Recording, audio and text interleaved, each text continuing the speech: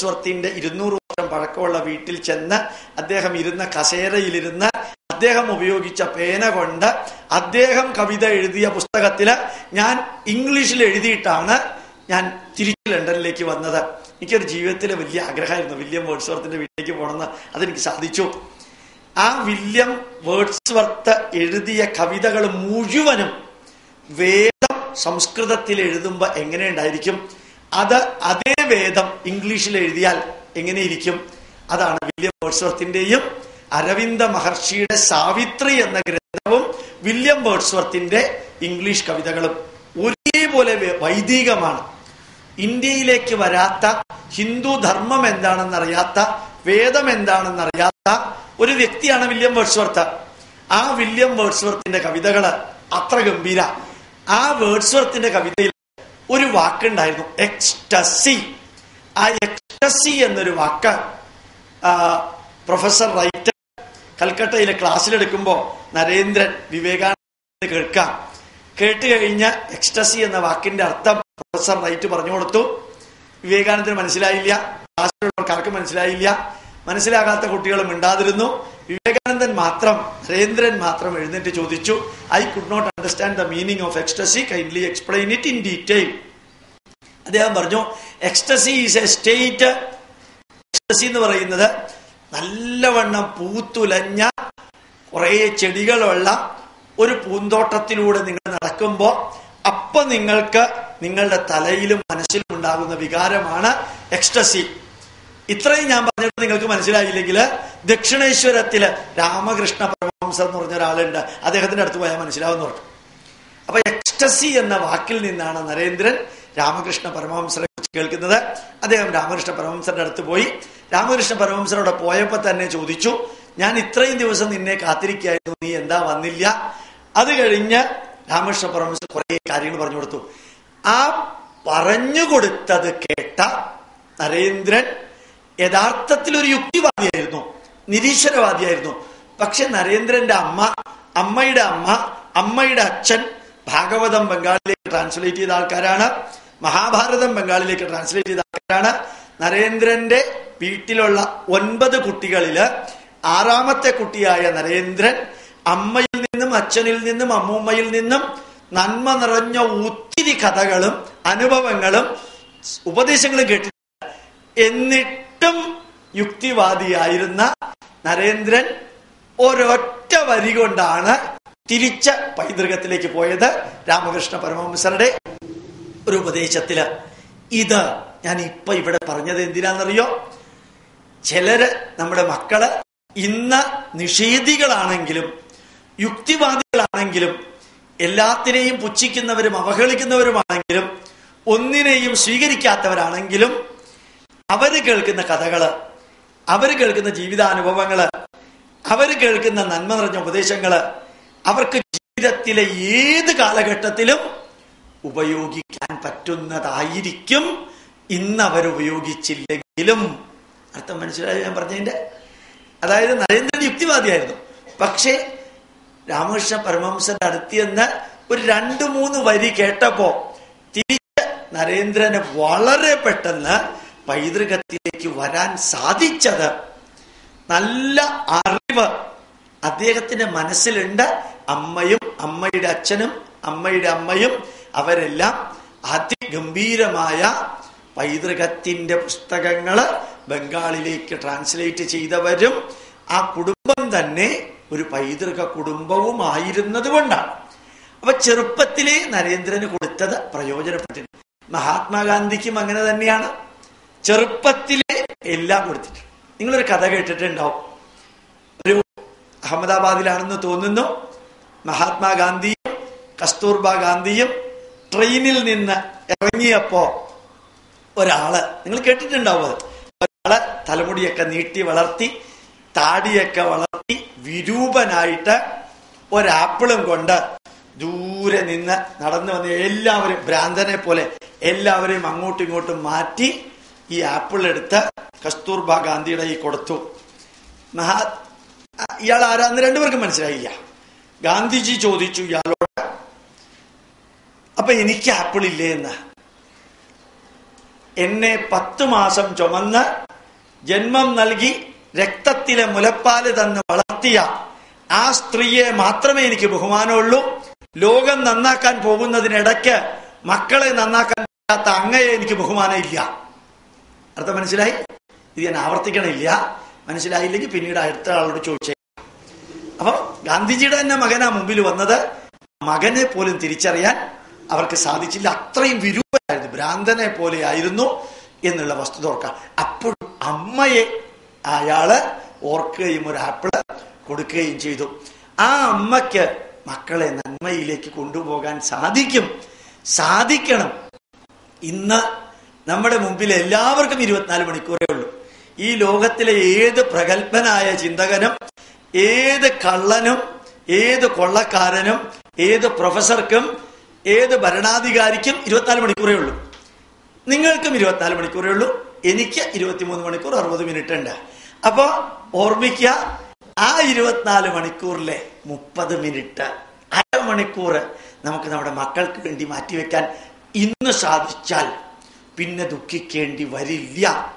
നിങ്ങൾക്ക് ജീവിതത്തിൽ പകർത്താൻ പറ്റാത്തത് ഗോപാലകൃഷ്ണൻ പറയില്ല, വാക്ക് തരുന്നു. 3 ആഴ്ച മുമ്പ്, 1 മാസം മുമ്പ് വടകരയ്ക്കടുത്ത് ലോകനാർക്കാവിൽ ഒരു ക്ലാസ്സിന് പോയിരുന്നു. നല്ല കൂരിച്ചൊരിയുന്ന മഴ, ഇതുപോലൊരു ഷെഡ്, അറച്ച ആൾക്കാരാണ്. സംഘാടകർ എന്നോട് പറഞ്ഞു, മുമ്പിലിരിക്കുന്ന അത്രയും CPM-കാരാണ്, മാർക്സിസ്റ്റ് പാർട്ടിക്കാരാണ് മുമ്പിലിരിക്കുന്നത്.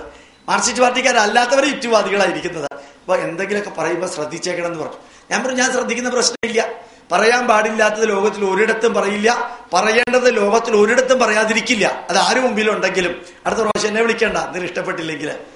ഇങ്ങനെ കാര്യങ്ങളൊക്കെ പറഞ്ഞു പോയപ്പോ 1.25 മണിക്കൂർ ക്ലാസ് കഴിഞ്ഞു. മഴ തോരണില്ല. ഞാൻ സ്റ്റേജിൽ നിന്ന് ഇറങ്ങിയപ്പോ ഒരു 75 വയസ്സായ ആളെ കണ്ട, 75 വയസ്സെന്ന് തോന്നില്ല. അദ്ദേഹം പതുക്കെ നടന്ന് എൻ്റെ അടുത്ത് വന്നു. അദ്ദേഹത്തിന്റെ വലത്തെ കൈയിൽ നെഞ്ചത്ത് വെച്ചിട്ട് അദ്ദേഹം പറഞ്ഞു, ഓ ബാലകൃഷ്ണ, എനിക്ക് 75 വയസ്സായി. അങ്ങക്ക് 75 വയസ്സായി എന്നുള്ളതിൽ എനിക്കൊരു ദുഃഖമില്ല, സന്തോഷമില്ല. അങ്ങക്ക് എത്ര വയസ്സായി എനിക്ക് അങ്ങനെ അറിഞ്ഞൂടാ. ഞാൻ ഒന്നും പറഞ്ഞില്ല.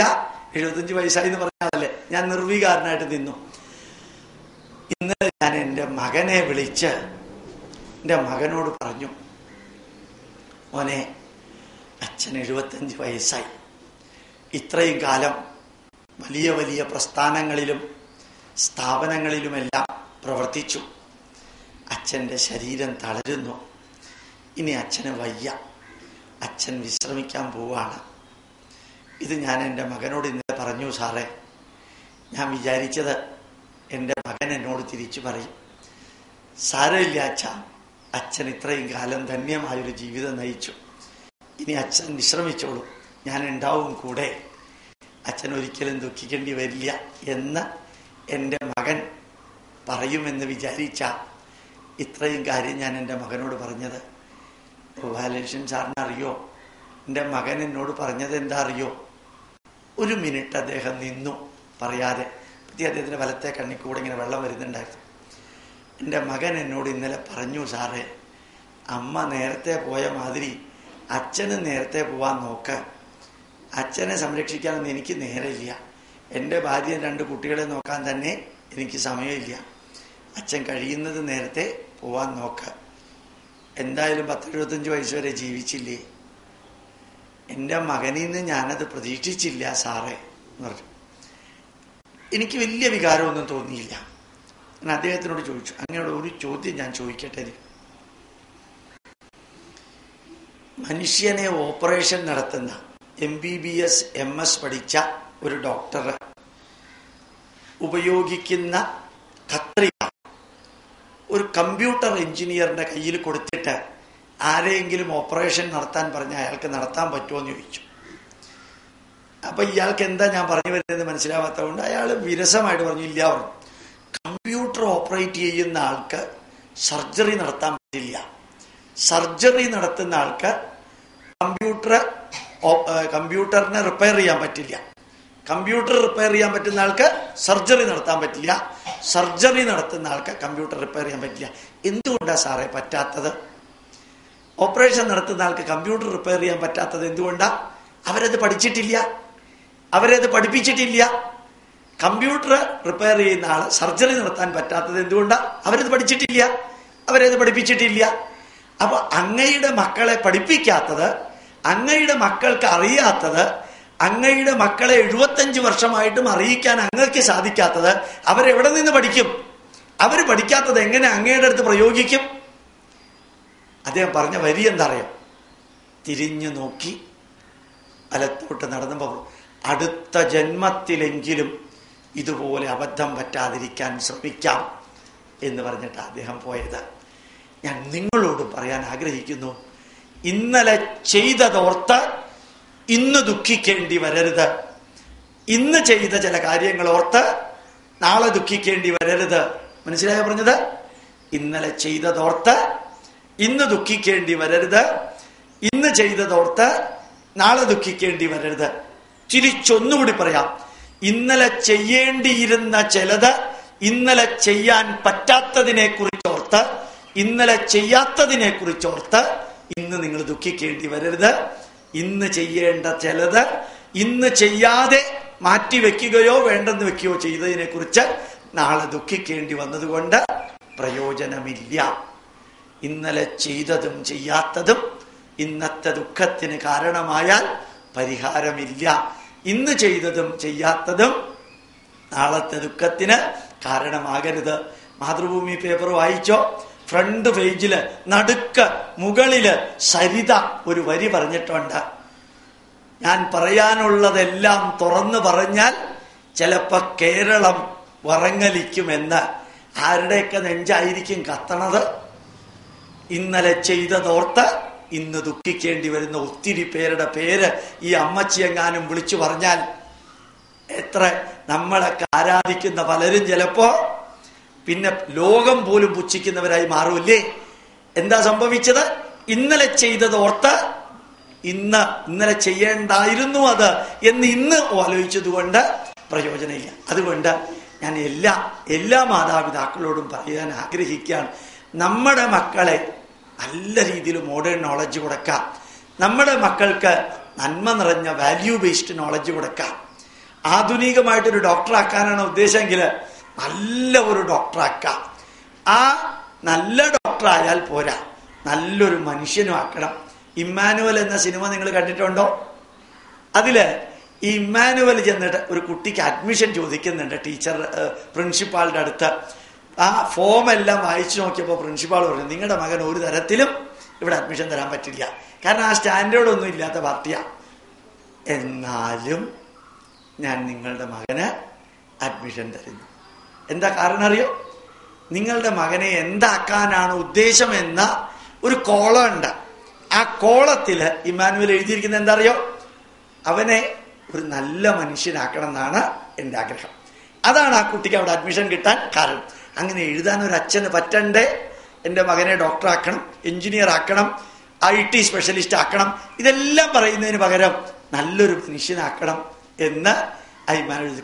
ഇത്രയും കുട്ടികൾ ഇവിടെ ഉണ്ടല്ലോ. ഞാനൊരു വെറുതെ ഒരു ചോദ്യം ഈ സ്റ്റുഡൻസിനോട് മാത്രം ചോദിക്കട്ടെ. ദേവാസുരം സിനിമ കണ്ടതിന് ശേഷം ഉടനെ കാണേണ്ട സിനിമ ഏതാണ്?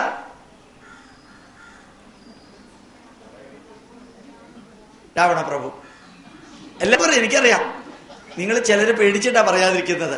നിങ്ങൾക്ക് എല്ലാവർക്കും അറിയാതെ എന്തേ ഇത്രയധികം സിനിമ ഇവിടെ ഉണ്ടായിട്ട് ദേവാസുരം കണ്ട ഉടനെ രാവണപ്രഭു കാണണം എന്നുള്ള വാക്ക് വരാൻ കാരണം എന്താ? ഉത്തരവ് നിങ്ങൾക്കറിയാം. എന്താ ഉത്തരം? അടിച്ചു പൊളിച്ച് തകർത്ത് മദ്യപിച്ച് വിറ്റു തൊലച്ച് ജീവിച്ചൊരു മനുഷ്യന് അതേപോലൊരു മകനുണ്ടായാൽ അതാണ് രാവണപ്രഭു.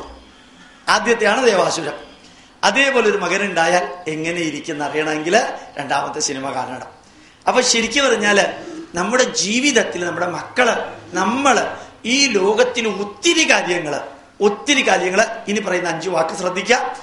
ഒത്തിരി കാര്യങ്ങള് we are listening, we are watching, we are discussing, we are thinking and then we are practising.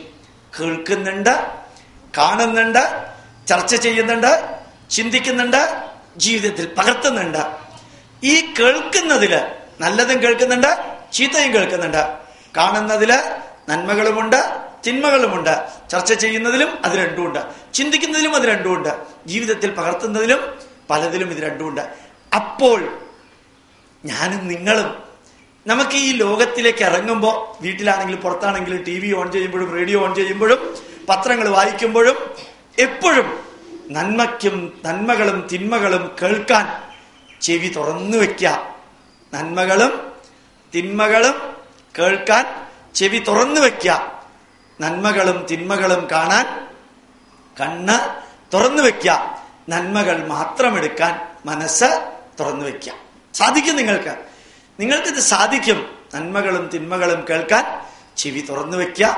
നന്മകളും തിന്മകളും കാണാൻ കണ്ണ് തുറന്നു വെക്കുക. അതിൽ നിന്ന് നന്മകൾ മാത്രം എടുക്കാൻ മനസ്സ് തുറന്നു വെച്ച് ആ തുറന്നു വെച്ച് മനസ്സിനകത്തേക്ക് പോയത് നിങ്ങൾ listening and making others listening. നിങ്ങൾ കേൾക്കുക, നിങ്ങളുടെ മക്കളെ കേൾപ്പിക്കുക. നിങ്ങൾ കാണുക, നിങ്ങളുടെ മക്കളെ കാണിപ്പിക്കുക. നിങ്ങൾ ചർച്ച ചെയ്യുക, നിങ്ങളുടെ മക്കളെ കൊണ്ട് ചർച്ച ചെയ്യിപ്പിക്കുക. നിങ്ങൾ ചിന്തിക്കുക, നിങ്ങളുടെ മക്കളെ കൊണ്ട് ചിന്തിപ്പിക്കുക. നിങ്ങൾ നന്മകൾ ജീവിതത്തിൽ പകർത്തുക, നിങ്ങളുടെ മക്കളെ നന്മകള് ജീവിതത്തിൽ പകർത്തിപ്പിക്കുക. എന്ത് രസമായിട്ടുള്ള ജീവിതമായിരിക്കും അറിയോ? ഇപ്പൊ നമ്മുടെ ജീവിതത്തിൽ നമുക്ക് ഒത്തിരി ടെൻഷനാ. പലരോടും ചോദിച്ചു കഴിഞ്ഞാൽ ചില വീടുകളിൽ ഒരു ടെൻഷനും ഇല്ല. ആ ടെൻഷൻ ഇല്ലാത്ത ജീവിതത്തിൽ ടെൻഷൻ ഉണ്ടാക്കാനാണ് പരസ്പരം സീരിയൽ കാണുക, അല്ലെങ്കിൽ കുങ്കുമപ്പൂവ്, അല്ലെങ്കിൽ അതുപോലെ. കാരണം അമ്മായി മരുമകളെ കുത്തുവാള എടുപ്പിക്കുന്നത്, മരുമകള് ചേച്ചിയെ കുത്തുവാള എടുപ്പിക്കുന്നത്, ഇതൊക്കെ കാണാതെ കേരളത്തിലെ സ്ത്രീകൾക്ക് ഇപ്പോൾ ഉറക്കമേ വരില്ല. എന്താ കാരണം അറിയോ? പണ്ട് നമ്മുടെ വീടുകളിൽ ദാരിദ്ര്യ ദുഃഖം ഉണ്ടായിരുന്നു, ഭക്ഷണത്തിന്റെ കുറവ്, ദാരിദ്ര്യ ദുഃഖം ഉണ്ടായിരുന്നു. ചില വീടുകളില് കുട്ടികളില്ല, പുത്ര ദുഃഖം ഉണ്ടായിരുന്നു. ഇപ്പൊ അങ്ങനെയില്ല. കൊടുങ്ങല്ലൂര് പോയാൽ അവനവന്റെ കുട്ടിയെ അല്ലെങ്കിൽ ആരുടെയെങ്കിലും കുട്ടിയെ ചുമന്നോട്ട് ഇങ്ങോട്ട് വരാൻ സാധിക്കും. അപ്പൊ ഇന്ന് കുട്ടികൾ ദാരിദ്ര്യ ദുഃഖം ഇല്ല, പുത്ര ദുഃഖം ഇല്ല. ഇന്ന് വേറൊരു ദുഃഖമാണ് നമുക്കുള്ളത്. എന്താ അത്? ഒരു ദുഃഖവും ഇല്ല എന്ന ഒരു ദുഃഖം. അതിനാണ് നമ്മളിപ്പോ ദുഃഖം അന്വേഷിച്ചുകൊണ്ട് പോവാണ്. പ്രത്യേകിച്ച് കേരളത്തിലെ സ്ത്രീകള് ദുഃഖം അന്വേഷിച്ചുകൊണ്ട് പോകുന്നു. വൈകുന്നേരമായാൽ സീരിയൽ കാണാൻ. ഞാൻ കാണണ്ടെന്നൊന്നും പറയണില്ല, പക്ഷെ കാണുമ്പോഴും അതിൽ നിന്ന് എന്തു പഠിച്ചു? നമ്മൾ കേൾക്കുന്നതിൽ നിന്ന് എന്ത് പഠിച്ചു? ഞാൻ തത്വശാസ്ത്രം ഒന്നും പറയല്ല, ഇന്നു മുതൽക്ക് മാറാൻ വേണ്ടി പറയുന്നു എന്നേ ഉള്ളൂ. നിങ്ങൾ എന്ത് വേണമെങ്കിലും കേട്ടോളാം. അതിൽ നിന്ന് പഠിച്ച നന്മകള് നമ്മുടെ മക്കൾക്കും കൂടി ഒന്ന് പങ്കുവെച്ചു കൊടുക്കാം. നിങ്ങൾ എന്ത് വേണമെങ്കിലും കാണാം, അതിൽ നിന്ന് പഠിച്ച കാര്യങ്ങള് നമ്മളുടെ മക്കൾക്ക് പതുക്കെ ഒന്ന് പങ്കുവെച്ചു കൊടുക്കാം. നിങ്ങൾ എന്ത് കാര്യങ്ങൾ വേണമെങ്കിൽ ചർച്ച ചെയ്യാം, പക്ഷെ പരദൂഷണത്തിന് പോവല്ലേ.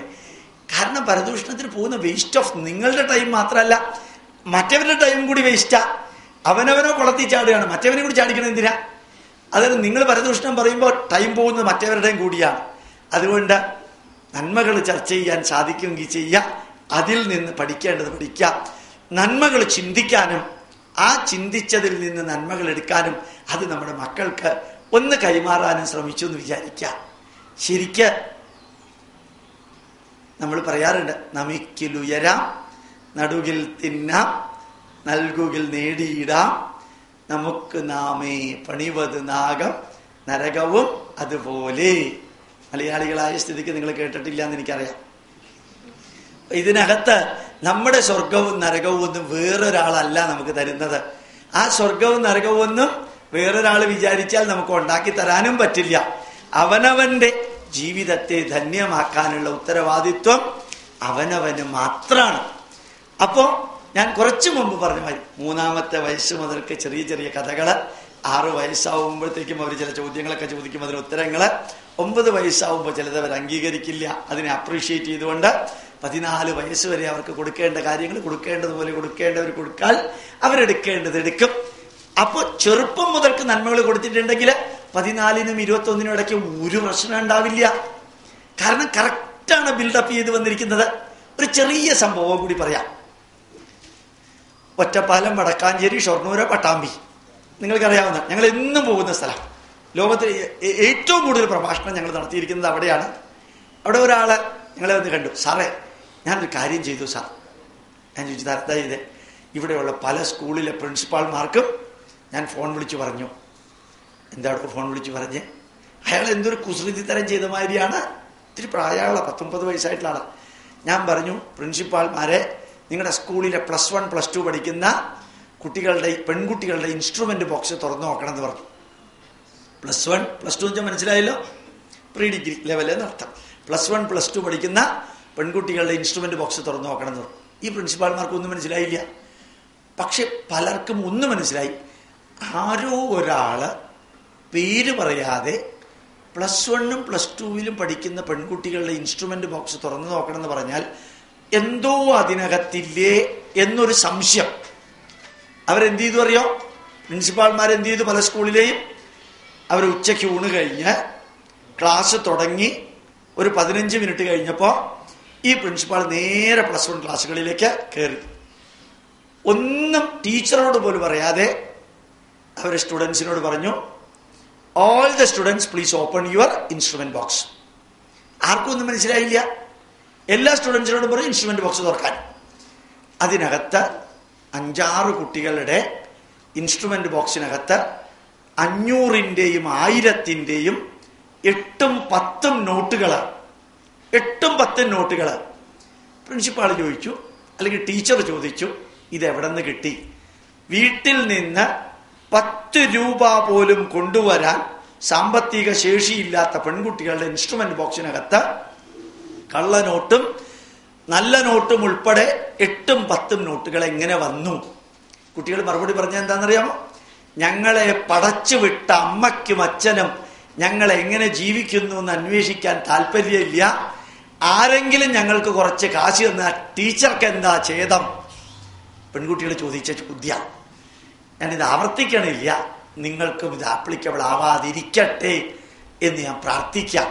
അപ്പൊ നമ്മുടെ മക്കള് ഏത് സമയത്ത് സ്കൂളിൽ പോകുന്നു, അവിടെ എന്ത് സംഭവിക്കുന്നു, അവരുടെ കയ്യിൽ മൊബൈലുണ്ടോ, ആ മൊബൈലിൽ എന്തുണ്ട്, ആ ഇൻസ്ട്രുമെന്റ് ബോക്സിനകത്ത് എന്തുണ്ട്, അവര് എവിടേക്കാ പോകുന്നത്, അവരെവിടെ നിന്നാ വരുന്നത്, ഇതൊക്കെ അന്വേഷിക്കാനുള്ള സമയം മാതാപിതാക്കൾക്കില്ലെങ്കിൽ പിന്നീട് ജീവിതത്തിൽ തിരുത്താൻ പറ്റാത്ത അത്രയും വേദനയോടെ ദുഃഖിക്കേണ്ടി വരുമ്പോൾ ഓർമ്മിക്കാം, തനിക്ക് താനും ഉരയ്ക്ക് തൂണും. കേട്ടിട്ടുണ്ടോ ഒരു മലയാള വാക്ക്? തനിക്ക് താനും ഉരയ്ക്ക് തൂണും എന്നൊരു വരിയുണ്ട്. അവനവൻ മാത്രമേ ഉണ്ടാവുള്ളൂ, വേറെ ആരും ഉണ്ടാവില്ല. അന്ന് മക്കളെ തിരുത്താൻ